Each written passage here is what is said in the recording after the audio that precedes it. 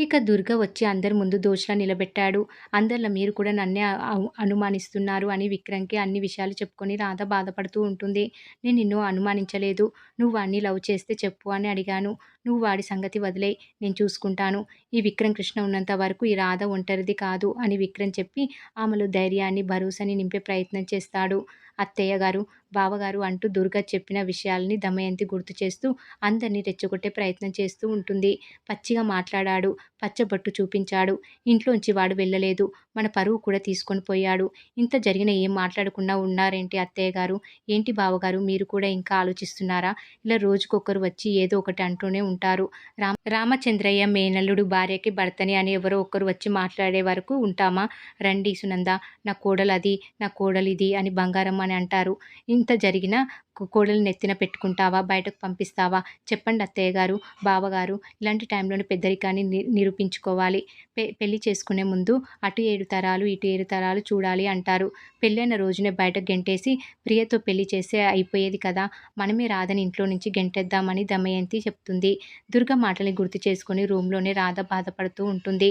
గదిలో ఉన్న రాధని దమయంతి బయటకు లాక్కొస్తుంది. సునంద వద్దని వారించినా దమయంతి వినదు. ఇంతలో విక్రమ్ అడ్డుగా నిలుస్తాడు. ఏం చేస్తున్నారు అని విక్రమ్ అడిగితే బయటకు పంపిస్తున్నా శాశ్వతంగా అని దమయంతి అంటుంది. వాడు చెప్పింది నిజమని ప్రూఫ్ ఏంటి అని విక్రమ్ అంటాడు.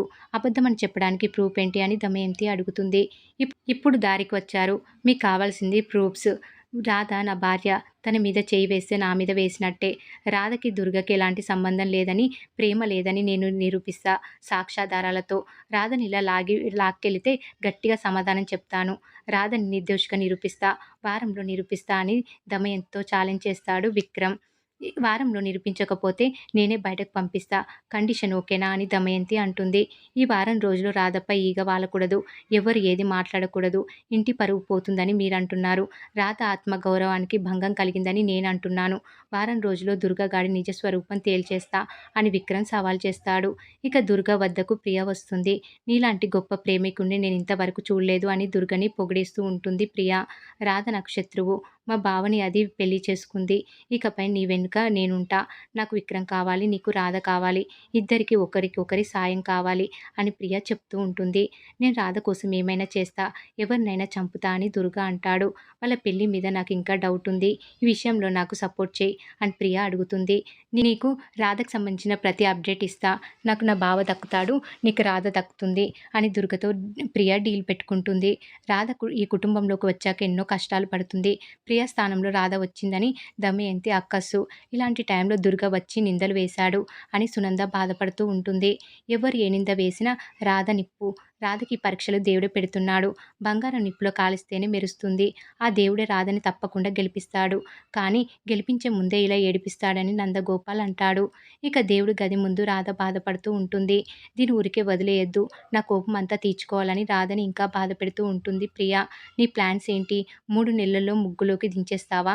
అనుకున్న టైంకి పడేస్తావా? డబ్బు చూస్తావా? బ్యాక్‌గ్రౌండ్ చూస్తావా? అంటూ ఇలా రాధని ఇంకా కుంగిపోయేలా చేస్తుంది ప్రియ. సొంత బావనే నేను పడేయలేకపోతున్నా. టీ కొట్టు దానివి మా బావని పడగొట్టి లవ్ కొట్టు తెరిచావు అని రాధని రెచ్చగొడుతుంది ప్రియ. ఇక ప్రియ మాటలు హద్దులు దాటడంతో చెంప చెల్లుమనిపిస్తుంది రాధ. దీంతో ప్రియ ఒక్కసారిగా షాక్ అయిపోతుంది. మరి ఏం జరగబోతుంది అనేది రాబోయే ఎపిసోడ్‌లో తెలుసుకుందాం.